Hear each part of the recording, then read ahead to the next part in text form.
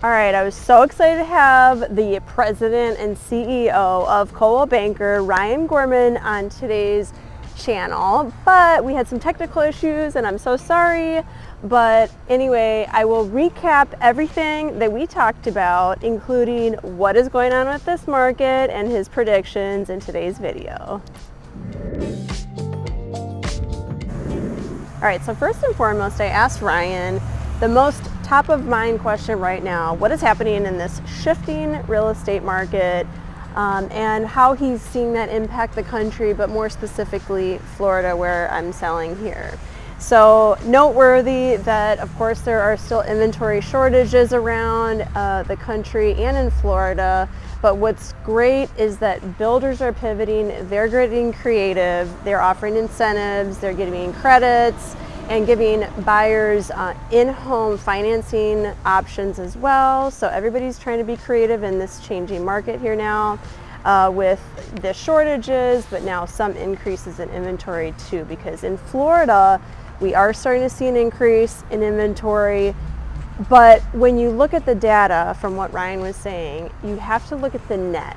Now, with prices having gone up so much, so exponentially high in such a short period, when you see declines in prices, you got to look at the long-term data, and okay, it's still way higher than what it was, say, post-recession, right? So you got to look at the big picture, the macro picture.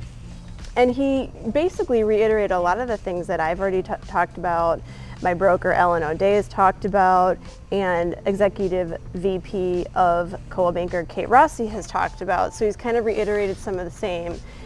He did add that builders are also getting creative in a sense of going vertical, you know, utilizing the land that's available, and I thought that was an interesting comment. The agents are getting creative with their clients, so because rates have gone up, you know, a lot in the last little short while, they are discussing short-term ARMs, adjustable rate mortgages, and potential portfolio loans as well. So you're going to want to talk to your agent about that specifically, if it's fitting for your client or not. Okay, another thing Ryan mentioned, Florida specific, is that we still have so many people coming to Florida, which I've mentioned in other videos, about a net of 900 to 1,000 people moving to Florida a day, which is a lot of people. So we still have that. That hasn't seemed to change. Not to bring in politics, and we didn't really get into it on the video, but you know, there's a lot of things politically happening in the country, which is driving people from states like California, Illinois, and New York. They're netting lower populations, and we're gaining so many more people. So we're just trying to accommodate all those people. So that's one factor. The second piece is the luxury market hasn't really seen much of an effect. If anything, it's kind of gone up. So those people are less affected. I will say that we agreed that the first-time buyer market is certainly the most affected, with the rates going up, henceforth these price reductions starting to sneak through here. Ryan did also mention that people buying in Florida are purchasing for the lifestyle. So he reiterated what I've talked about over and over again, that at the end of the day, enjoy your life, buy it to enjoy it, buy a property to create memories. You know, if you want to be on the beach, to buy a property beachfront, there's only so much land, right? There's only so much of that commodity, shall we say. And, you know, people are still doing that, and they're enjoying that lifestyle. So that is our job. We're trying to sell a lifestyle. We're trying to still sell the American dream, and you know, we still believe in that. So I thought those were really interesting points.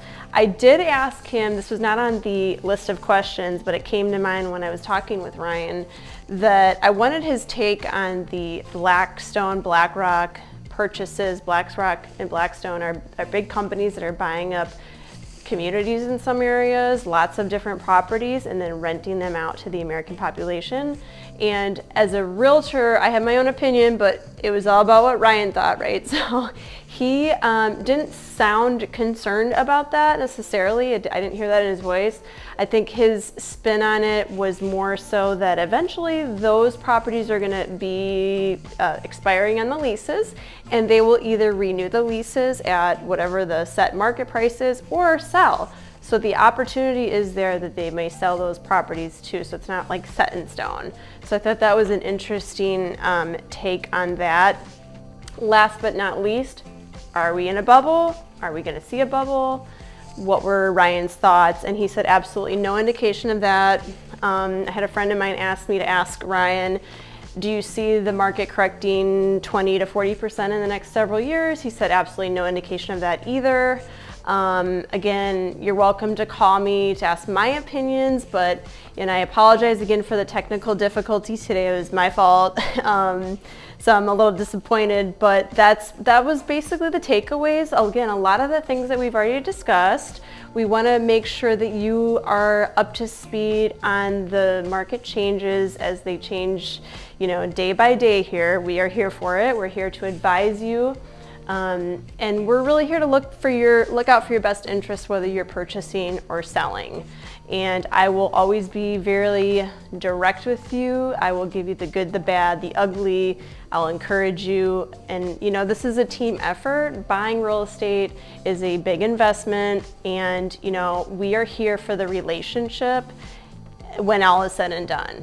I'm not here for the transaction. As a longtime agent, I want to be your real estate partner for life, and we want you to trust us and have that relationship. So it's more important than just the transaction. So you're welcome to hit me up, ask me any other questions that about the market or your neighborhood. Maybe what's your home worth now? Is it a good time to sell? Is it a good time to buy for you? Transactions are happening in any market. So just everybody needs to woo-saw. Everything is going to be fine. Long-term investment. Think long-term, not short-term.